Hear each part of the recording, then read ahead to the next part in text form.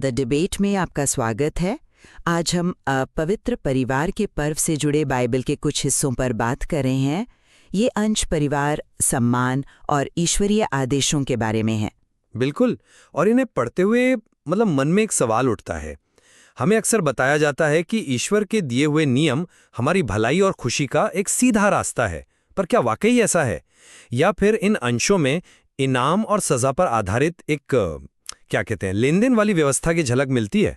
हाँ, और मेरा मानना है कि इन आदेशों का असली मकसद हमें ईश्वर की प्रेम भरी योजना के जरिए सच्ची खुशी तक पहुंचाना ही है।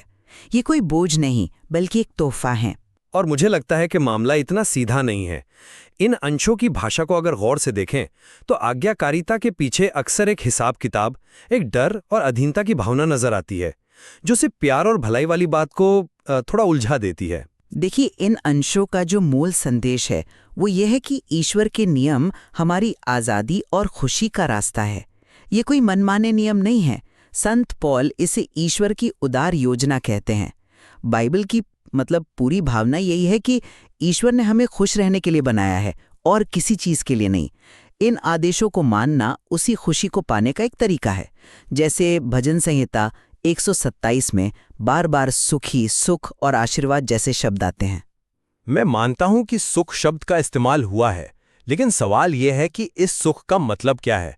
जब बेनसिरा की किताब कहती है जो कोई अपने पिता का सम्मान करता है उसे अपने पापों की क्षमा मिलती है, जो अपनी माँ का महिमा मंडन करता है वो खजाना जमा करने वाले के समान है, तो ये सुनकर मुझे किसी आध्यात्मिक खुशी से ज्यादा एक सौदेबाजी का एहसास होता है। ऐसा लगता है जैसे कहा जा रहा हो, तुम ये करो तो तुम्हें बदले में ये मिलेगा। आप इसे सौदेबाजी कह रहे हैं, लेकिन मुझे लगता है कि ये उस समय के लोगों को समझाने का एक तरीका था।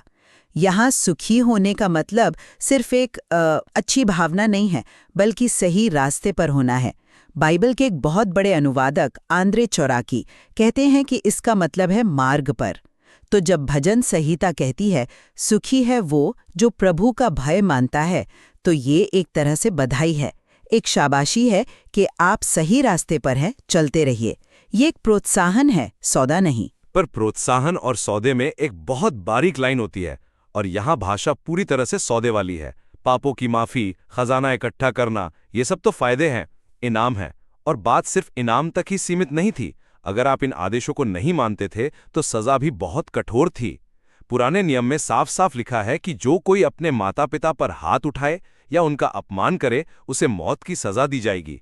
तो यह आज्ञाकारिता प्यार से ज्यादा डर से पैदा होती दिख रही है। आपने डर और सजा की बात की, और ये एक जरूरी मुद्दा है, लेकिन हमें उस दौर के संदर्भ को भी समझना होगा।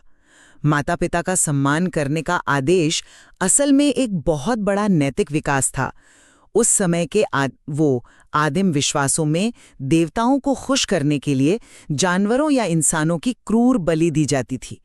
उसके मुकाबले ये आदेश कह रहा था कि ईश्वर के साथ मेल मिलाप का रास्ता खूनी बलिदानों से नहीं, बल्कि अपने सबसे करीबी इंसान यानी अपने माता पिता के साथ प्यार भरे रिश्ते से होकर जाता है। ये एक बहुत ऊंची प्रेम आधारित नैतिकता की ओर एक कदम था। एक मिनट, मैं इस बात की सराहना करता हूं कि ये एक विकास था, लेकिन ये उस लेन देन वाली मानसिकता को खत्म नहीं करता, बल्कि ये उसे एक नए रूप में पेश करता है। बलि की जगह आप सम्मान दो और बदले में लंबे दिन और पापों की क्षमा पाओ। और इसी से हम अपने पहले बड़े सवाल पर आते हैं। ये जो सुख का वादा किया जा रहा है, ये असल में है क्या? क्या ये कोई गहरी आध्यात्मिक शांति है या फिर सीधे सीधे दुनियावी फायदे? मेरे हिसाब से ये एक गहरी आध्यात्मिक संतुष्टि की बात है। जब यिर्मयाह नबी कहते हैं कि ईश्वर की योजना समृद्धि की है, दुर्भाग्य की नहीं, तुम्हें एक भविष्य और एक आशा देने के लिए, तो वो किसी बैंक बैलेंस या बड़ी गाड़ी की बात नहीं कर रहे। वो उस सच्ची गहरी खुशी की बात कर रहे हैं जो ईश्वर की इच्छा के साथ एक होकर जीने से मिलती है, चाहे बाहरी हालात कैसे भी हों। एक मिनट रुकिए। अगर ये सुख सिर्फ आध्यात्मिक है तो फिर पाठ में इतने ठोस दुनियावी वादे क्यों किए गए हैं? भजन संहिता साफ कहती है तुम अपने हाथों की मेहनत का फल खाओगे, या तुम्हारी पत्नी एक फलदायी बेल की तरह होगी। बेनसिरा लंबे दिनों का वादा करते हैं। ये तो बहुत ही भौतिक चीजें हैं। आप इस सीधे सीधे वादे को सिर्फ एक प्रतीक कैसे कह सकते हैं? उस समय के एक आम इंसान के लिए तो इसका मतलब यही था कि अगर मैं अच्छा करूंगा तो मेरी फसल अच्छी होगी, मेरा परिवार बढ़ेगा और मैं लंबी उम्र जीऊंगा। हाँ बिल्कुल। और मैं ये नहीं कह रही कि इन शब्दों का कोई भौतिक मतलब नहीं था। बाइबल अक्सर ठोस तस्वीरों का इस्तेमाल करती है ताकि गहरे आध्यात्मिक सच को समझाया जा सके। अपने हाथों की मेहनत का फल खाना सिर्फ पेट भरने के बारे में नहीं है। ये इस बात का प्रतीक है कि आप अपने जीवन में ईश्वर की कृपा को महसूस कर रहे हैं।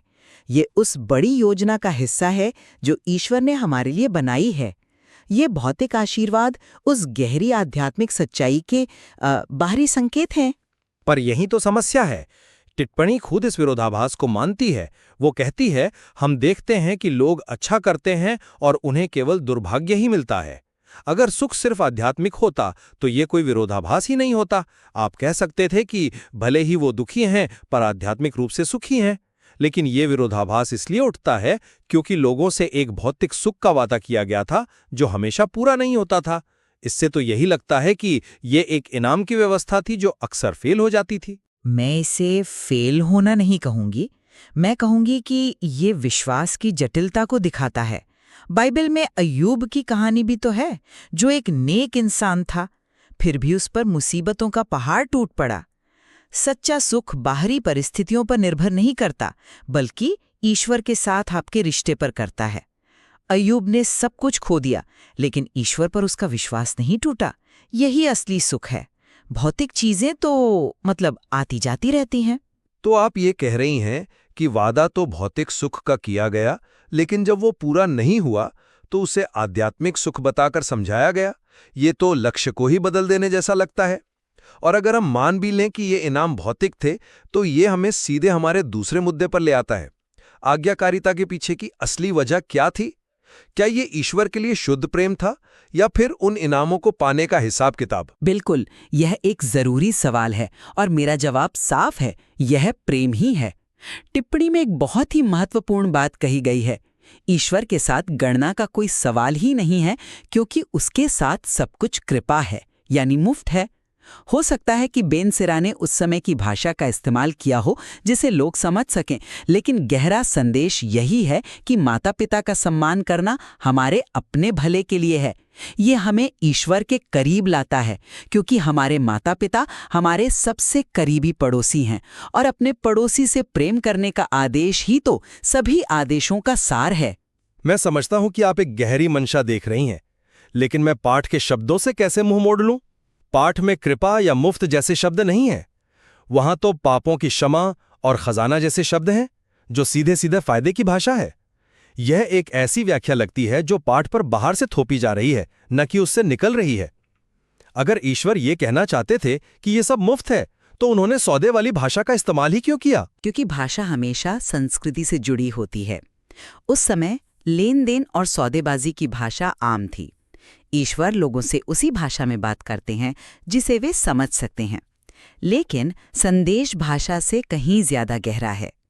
बेन सिरा असल में लोगों को ये सिखाने की कोशिश कर रहे थे कि ईश्वर से रिश्ता जोड़ने का तरीका अब बदल गया है। अब तुम्हें मंदिर में जाकर लहू बहाने की जरूरत नहीं है। तुम अपने घर में अपने माँ बाप से प्यार करके भी वही आध्यात्मिक फायदा पा सकते हो। ये एक बहुत बड़ी क्रांति थी। ये एक क्रांति जरूर थी, लेकिन इसने उस पुराने ढांचे को पूरी तरह से नहीं तोड़ा। इसने सिर्फ लेन देन की मुद्रा बदल दी। जानवर की बलि की जगह अब सम्मान और आज्ञाकारिता।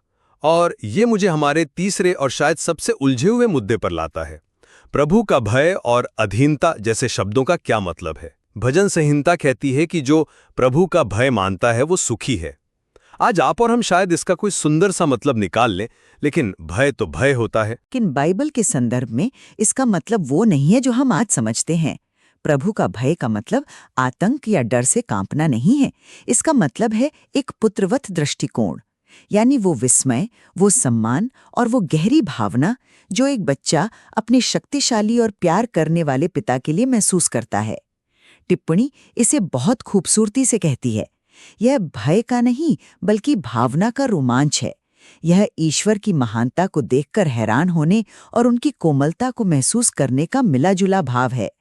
ये एक बहुत काव्यात्मक व्याख्या है, लेकिन ये इस तथ्य को नहीं बदलती कि शब्द भय ही इस्तेमाल किया गया, और टिप्पणी खुद इस बात को स्वीकार करती है कि इज़राइल के लोगों को ये समझने में बहुत समय लगा कि ईश्वर प्रेम है। इसका क्या मतलब हुआ? इसका मतलब यही हुआ कि शुरुआती समझ प्रेम पर नहीं बल्कि भय पर ही आधारित थी। यह विचार कि ईश्वर एक प्यार करने वाले पिता हैं, बाद में धीरे धीरे विकसित हुआ। तो जब ये पाठ लिखा गया होगा तब भय का मतलब शायद डर ही रहा होगा। यह हमें पाप से दूर रखता है, ठीक वैसे ही जैसे एक बच्चे को अपने पिता के प्रति सम्मान गलत काम करने से रोकता है। ये एक सुरक्षा देने वाला भाव है, डराने वाला नहीं। चलिए एक पल के लिए आपकी बात मान भी लें, लेकिन फिर कुलोसियों को लिखे पत्र में पत्नियों अपने पतियों के अधीन रहो जैसी बात का क्या करें? यहां तो कोई लाग लपेट नहीं है, यहां अधीनता शब्द का साफ साफ इस्तेमाल हुआ है। इसकी आप क्या व्याख्या करेंगी? हाँ, और यह एक ऐसा वाक्यांश है जिसे अक्सर गलत समझा गया है। इसे अकेले नहीं पढ़ा जाना चाहिए। संत पौल इसके तुरंत बाद पतियों को एक ज्यादा मुश्किल आदेश देते हैं। पत्नियों, अपनी पत्नियों से प्रेम करो, और सिर्फ प्रेम नहीं बल्कि वैसा प्रेम जैसा मसीह ने चर्च से किया, जिसके लिए उन्होंने अपनी जान दे दी। उस जमाने के समाज में जहां पत्नी को पति की संपत्ति समझा जाता था, ये एक क्रांतिकारी विचार था। यह अधीनता को एक तरफा हुक्म के बजाय आपसी सेवा और त्याग के एक जटिल रिश्ते में बदल देता है। ये एक उदार व्याख्या है, लेकिन यह पाठ की असमानता को छुपाती है। आदेश दो तरफा नहीं है। ऐसा नहीं कहा गया कि एक दूसरे के अधीन रहो। कहा गया है पत्नियां अधीन रहें, पति प्रेम करें। ये एक पदानुक्रम को स्थापित करता है, भले ही वो प्रेम पर आधारित हो। टिप्पणी खुद कहती है कि पति का अंतिम कहना होता है। यह एक शक्ति के रिश्ते को उजागर करता है। आप इसे आपसी सहारा कह सकती हैं, लेकिन जब एक व्यक्ति का कहना अंतिम माना जाए तो वह बराबरी का रिश्ता नहीं हो सकता। आप पदानुक्रम शब्द पर अटक रही हैं, लेकिन क्या हर पदानुक्रम बुरा होता है? एक परिवार में, एक टीम में या एक देश में कोई ना कोई संरचना तो होती ही है। पॉल यहाँ प्रभुत्व या तानाशाही की बात नहीं कर रहे हैं। वो एक ऐसी व्यवस्था की बात कर रहे हैं जिसमें हर किसी की एक भूमिका है, और यह व्यवस्था प्रेम से चलती है।